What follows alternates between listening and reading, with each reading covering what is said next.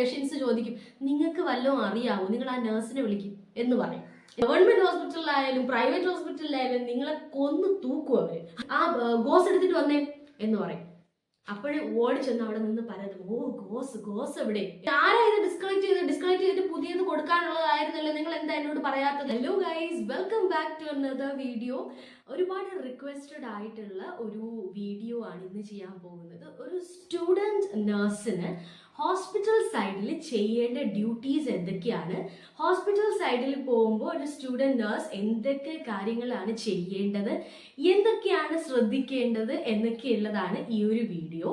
ഇനി അപ്കമിങ് ആയിട്ടുള്ള ഒരു വീഡിയോയിൽ ഞാൻ പറയുന്നതായിരിക്കും എന്തൊക്കെയാണ് നമ്മൾ ക്ലിനിക്കൽ സൈഡിൽ അല്ലെങ്കിൽ ഒരു ഹോസ്പിറ്റൽ സൈഡിലേക്ക് പോകുമ്പോൾ ആസ് എ സ്റ്റുഡൻറ് നഴ്സ് നമ്മൾ എന്തൊക്കെയാണ് ക്യാരി ചെയ്ത് കൊണ്ടുപോകേണ്ടത് എന്നൊക്കെയുള്ളൊരു വീഡിയോ ഞാൻ ഈ വീഡിയോ കഴിഞ്ഞതിന് ശേഷം ഇടാം. അപ്പോൾ ഈ വീഡിയോയിൽ നമ്മൾ ഫോക്കസ് ചെയ്യുന്നത് എന്തൊക്കെയാണ് സ്റ്റുഡൻറ് നഴ്സിന്റെ ഹോസ്പിറ്റൽ സൈഡിലുള്ള ഡ്യൂട്ടീസ്, എന്തൊക്കെ പ്രൊസീജിയേഴ്സ് ആണ് ആ ഒരു സ്റ്റുഡൻറ് നഴ്സ് ചെയ്യേണ്ടത് എന്നൊക്കെയുള്ളതാണ്. അപ്പൊ നമുക്ക് ഒട്ടും തന്നെ താമസിക്കേണ്ട, വേഗം തന്നെ വീഡിയോയിലേക്ക് പോവാം.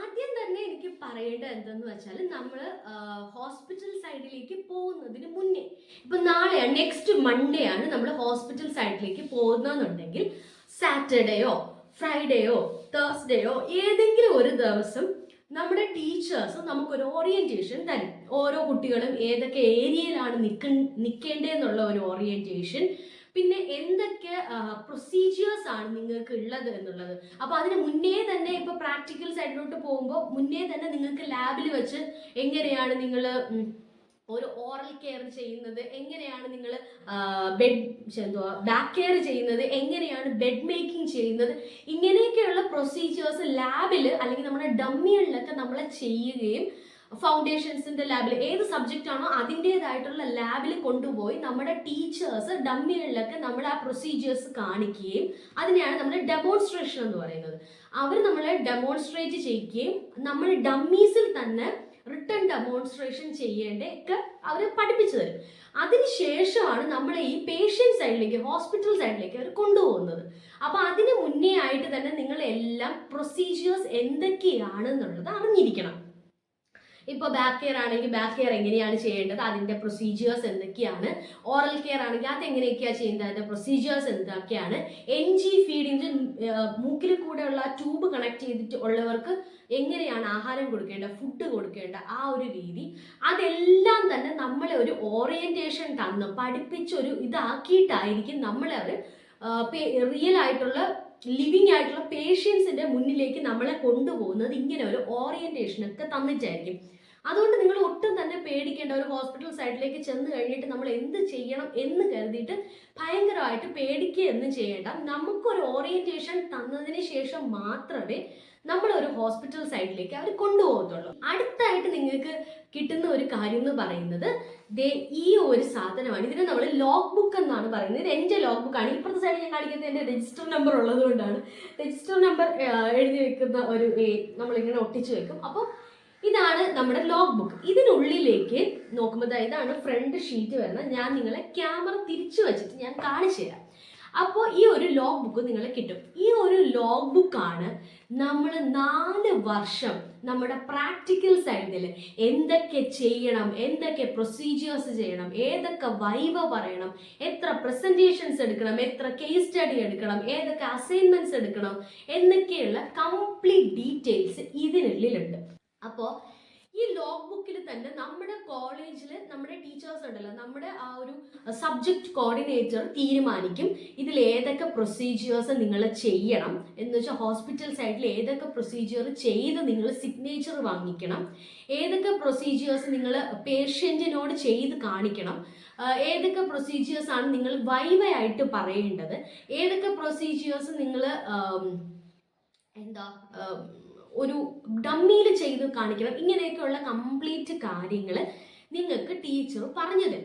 ഓക്കെ, അപ്പൊ ഇതിന് ശേഷമാണ് നമ്മളൊരു ഹോസ്പിറ്റൽ സൈഡിലേക്ക് പോകുന്നത്. എന്താണ് നിങ്ങൾക്ക് ചെയ്യേണ്ടതെന്ന് വെച്ചാൽ ഈ ഒരു ലോഗ് ബുക്കിൽ അവർ പറഞ്ഞിരിക്കുന്ന പ്രൊസീജിയേഴ്സ് കംപ്ലീറ്റ് ചെയ്യുക, കേസ് സ്റ്റഡി എടുക്കുക, കെയർ പ്ലാൻസ് എടുക്കുക, അതേപോലെ ഒരു കേസ് പ്രസന്റേഷൻ ചെയ്യുക എന്നുള്ളതാണ്.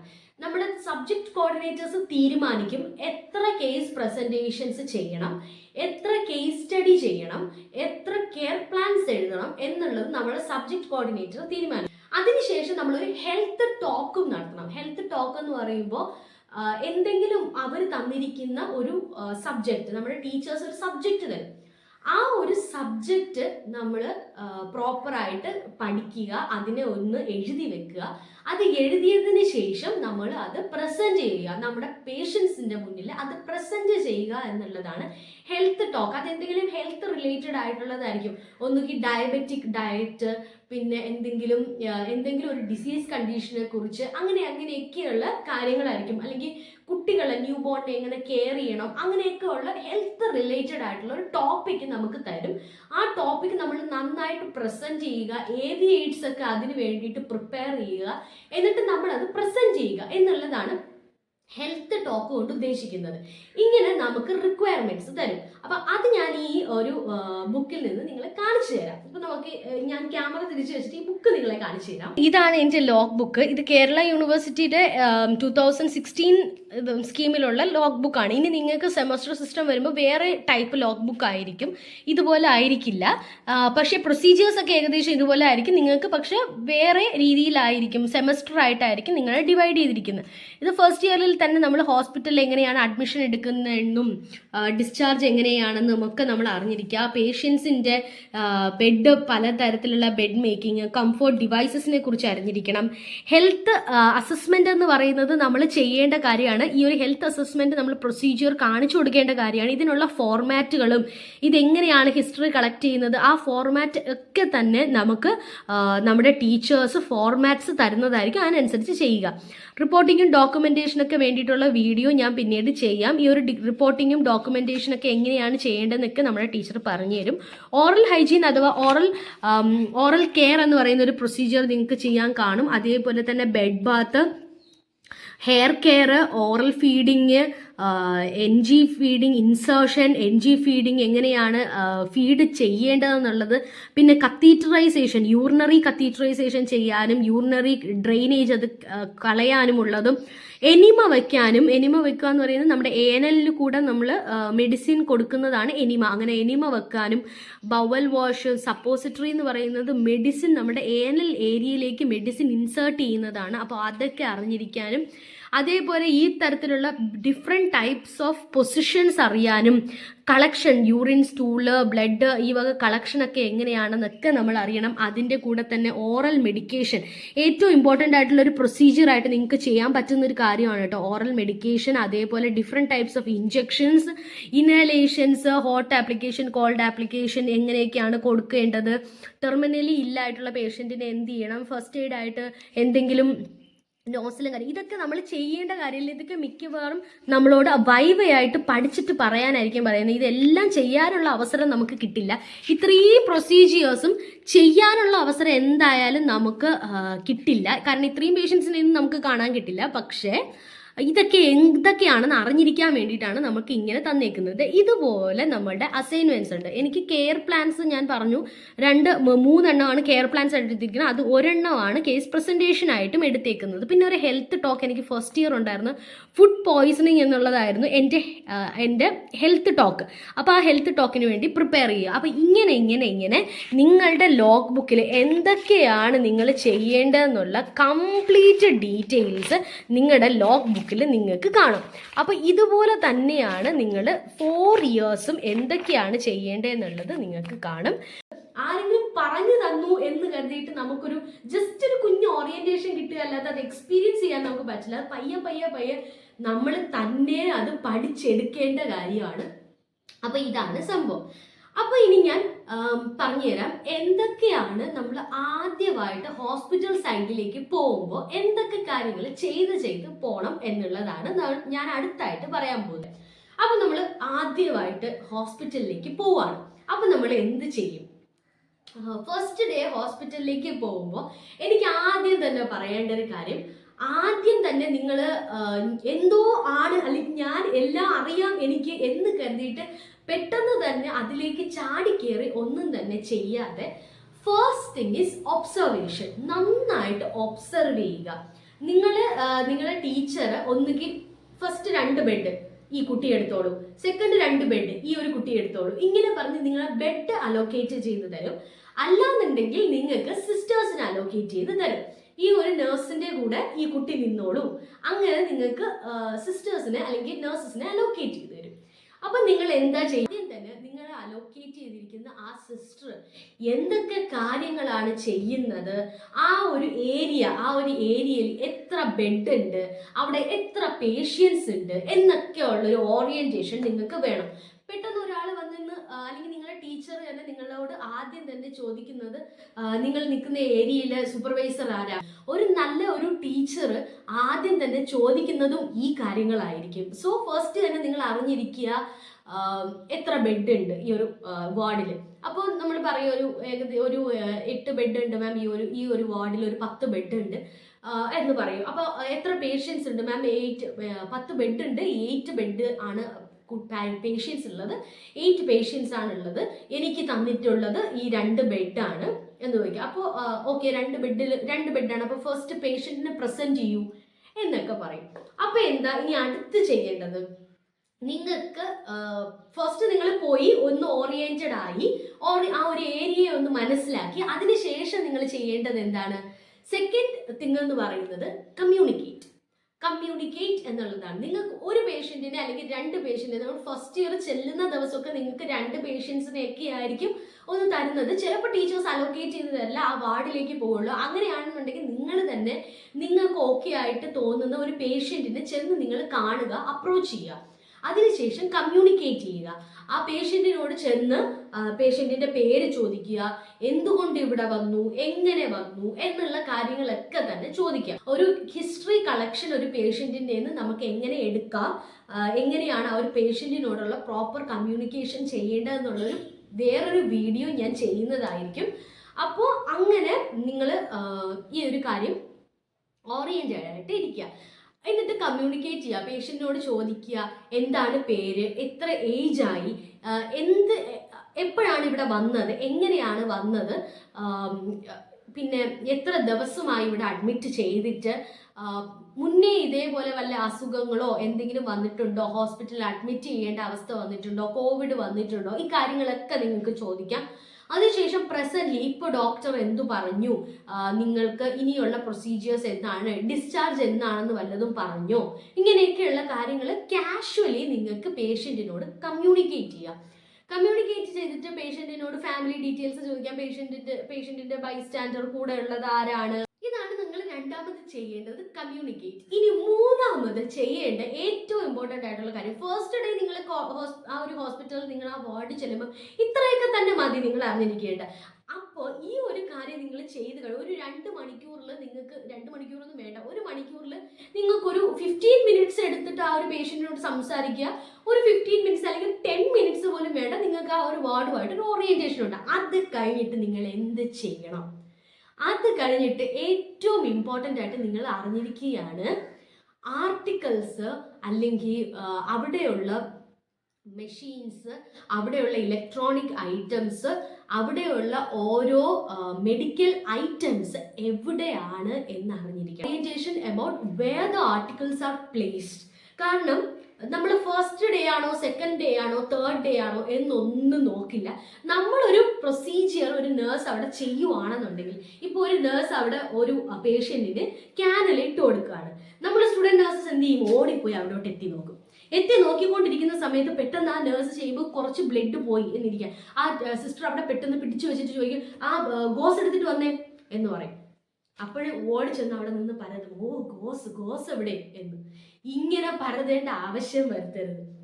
ഏറ്റവും ആദ്യം തന്നെ അവിടെയുള്ള BP മെഷീൻ എവിടെയാണ് ഇരിക്കുന്നത്, അവിടെ ഗോസ് പീസസ് എവിടെയാണ് വെച്ചിരിക്കുന്നത്, അവിടെ കോട്ടൺ ബോൾസിന്റെ പെട്ടി എവിടെയാണ് വെച്ചേക്കുന്നത്. ഇത് ഗവൺമെന്റ് ഹോസ്പിറ്റൽസിലായാലും പ്രൈവറ്റ് ഹോസ്പിറ്റൽസിലായാലും ജനറൽ ആയിട്ടാണ് ഞാൻ ഇങ്ങനെ പറയുന്നത്.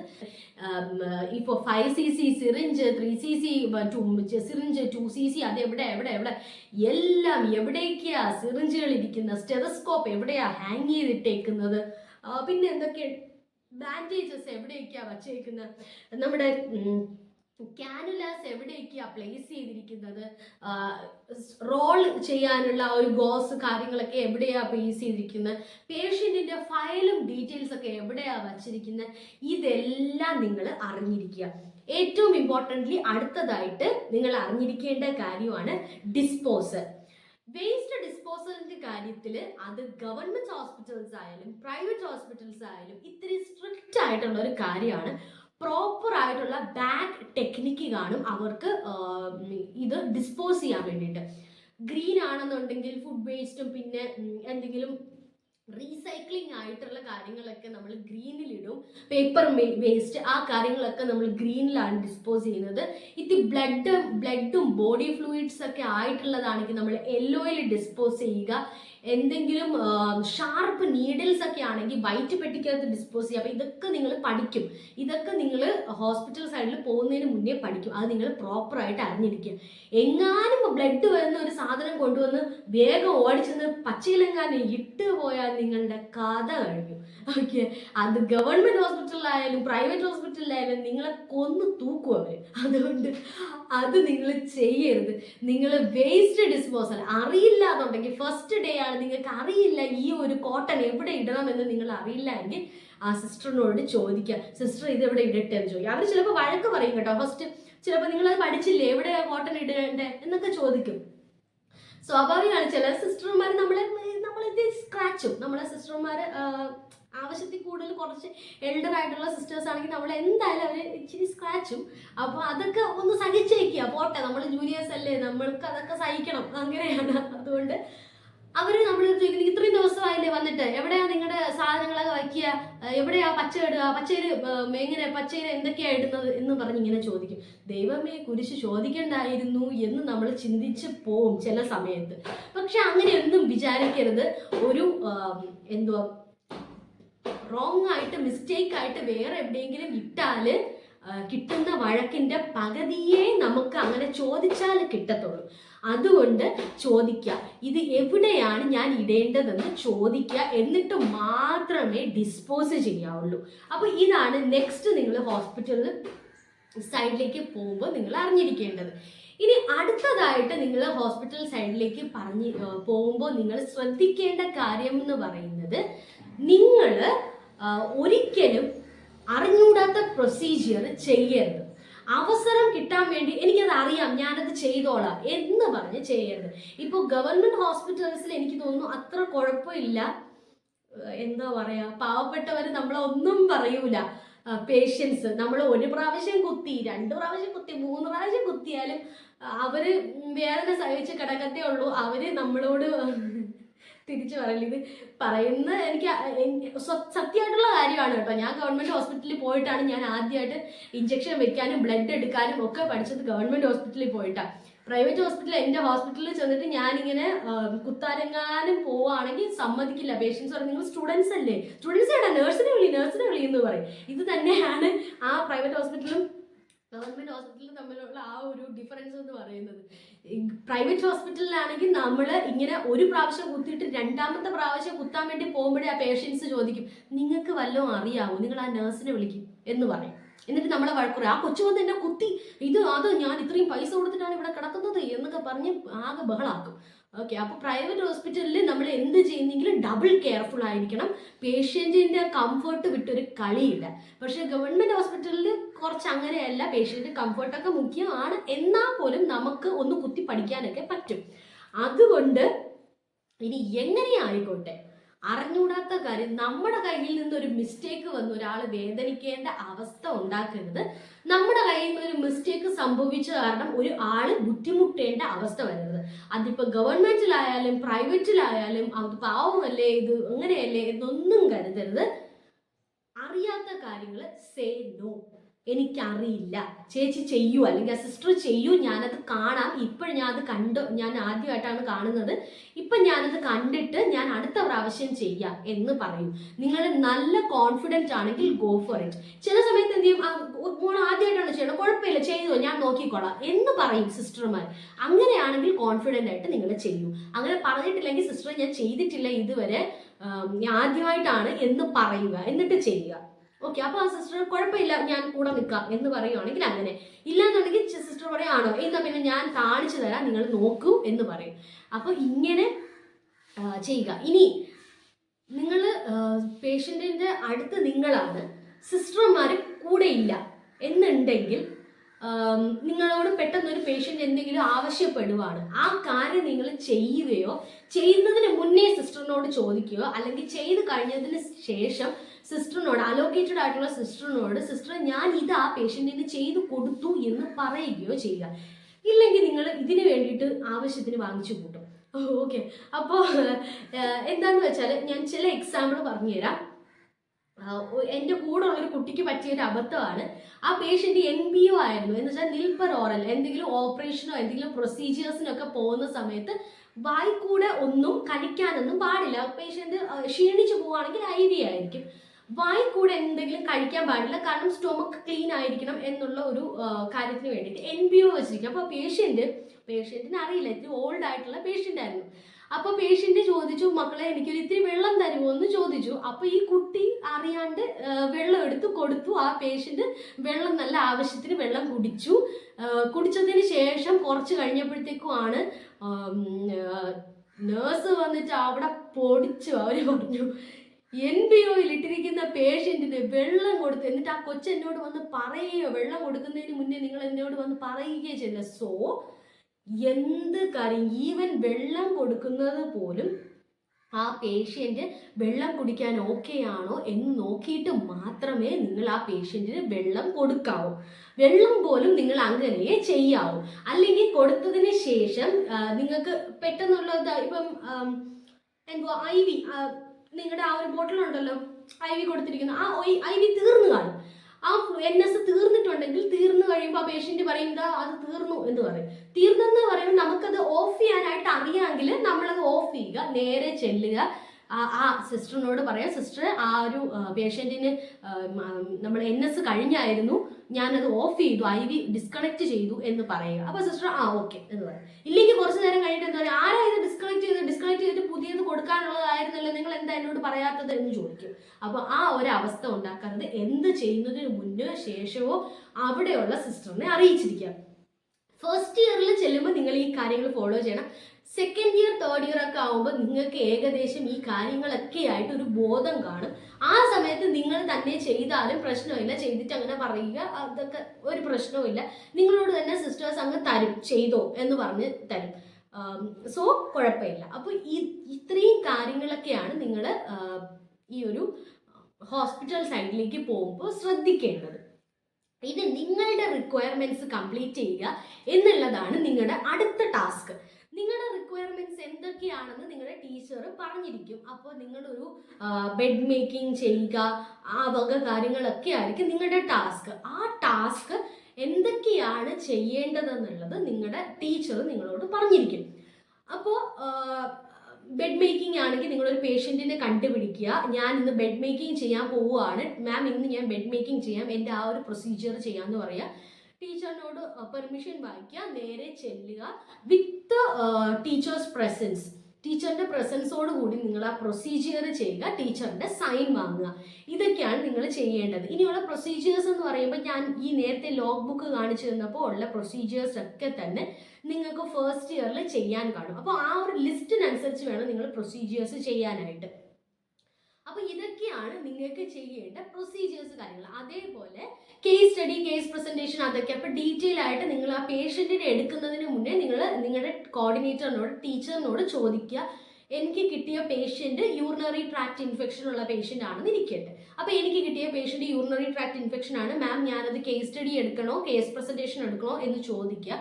അപ്പോൾ മാം നമ്മളോട് പറയും, ഓക്കെ അതിന് നിങ്ങൾ കേസ് പ്രസൻറ്റേഷൻ എടുത്തോ, യൂറിനറി ട്രാക്ട് ഇൻഫെക്ഷനിൽ നന്നായിട്ട് കേസ് പ്രസൻറ്റേഷൻ എടുക്കാൻ പറ്റും, കേസ് പ്രസൻറ്റേഷൻ എടുത്തോ എന്ന് പറയുവാണെങ്കിൽ അതിനനുസരിച്ച് ഡീറ്റെയിൽസും കാര്യങ്ങളും ഒക്കെ നിങ്ങൾക്ക് ഒരു പേപ്പർ തന്നേക്കുമെന്ന് ഞാൻ പറഞ്ഞല്ലോ. നിങ്ങൾക്ക് ഓറിയൻറ്റഡ് ആയിട്ട് നിങ്ങൾക്ക് ഒരു പേപ്പറും ഹിസ്റ്ററിയൊക്കെ കളക്ട് ചെയ്യുന്നതിൻ്റെ ഒരു ഫോർമാറ്റ് തന്നിരിക്കും. ആ ഒരു ഫോർമാറ്റിനനുസരിച്ച് നിങ്ങൾ പ്രോപ്പറായിട്ട് കാര്യങ്ങളൊക്കെ പേഷ്യൻറ്റിൻ്റെ ഡീറ്റെയിൽസും മെഡിക്കേഷൻസും ഇൻവെസ്റ്റിഗേഷൻസും കാര്യങ്ങളും ഒക്കെ തന്നെ എഴുതിയെടുക്കുക, നിങ്ങൾ കേസ് പ്രസൻറ്റേഷൻ ചെയ്യുക. ഇനിയിപ്പോൾ കേസ് സ്റ്റഡി ഒക്കെ ആണെന്നുണ്ടെങ്കിൽ ചില കണ്ടീഷൻസ് ഒക്കെ കിട്ടുമ്പോൾ അത് കേസ് പ്രസന്റേഷൻ എടുക്കാൻ നിങ്ങൾ ആയിട്ടില്ല, അത് നിങ്ങൾ കെയർ പ്ലാൻ എടുത്തോളൂ എന്ന് പറയും. അത് നിങ്ങൾ കെയർ പ്ലാനിന് വേണ്ടി പ്രിപ്പയർ ചെയ്യുക. അങ്ങനെ നിങ്ങളുടെ കേസസ് എടുക്കുക.